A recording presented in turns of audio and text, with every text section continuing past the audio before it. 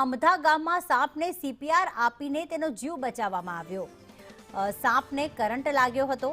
વીજ કરંટ લાગતા 15 ફૂટની નીચે તે પટકાયો હતો। સાપને 25 થી 30 મિનિટ સુધી સીપીઆર આપવામાં આવ્યું।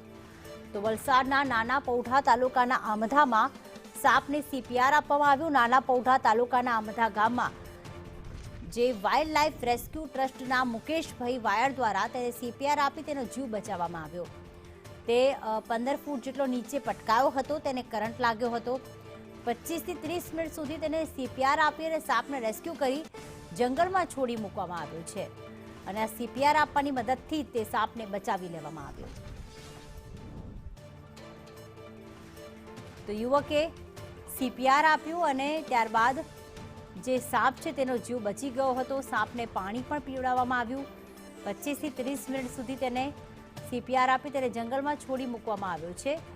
જાવેદ, ખૂબ જ કહેવાય કે યુવકે પોતાના જીવની ચિંતા કર્યા વગર કે સાપ તેને ડંખ મારશે, તેને ઝેડ ચડશે, પણ સાપનો જીવ બચાવ્યો છે। શું વિગતો સામે આવી આ ઘટના અંગે? જી, આ યુવક જ્યારે ત્યાંથી પસાર થયો હતો એના ગામમાંથી, ત્યારે આ સાપ જે છે એ જે વીજ પોલ જે છે તેના ઉપર હતો અને ત્યાંથી એ નીચે પટકાયો હતો। એટલે યુવકનું એવું કહેવું હતું અને બીજા લોકો ત્યાં જે ભેગા થયા હતા તેમનું એ પ્રમાણે કહેવું હતું કે આ જે સાપ છે એને કરંટ વાગ્યો હતો અને નીચે પડ્યો।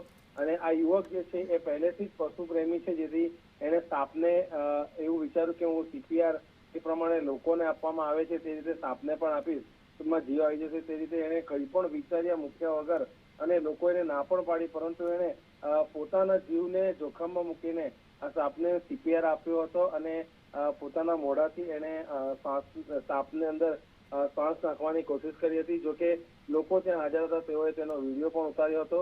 આ જે સમગ્ર ઘટના છે તેને વલસાડ જિલ્લામાં જોર પકડ્યું છે। લોકો એકદમ અચંબામાં મુકાયા છે આ પ્રકારના દ્રશ્યો જોઈને। બિલકુલ, આભાર જાવેદ તમામ વિગતો માટે।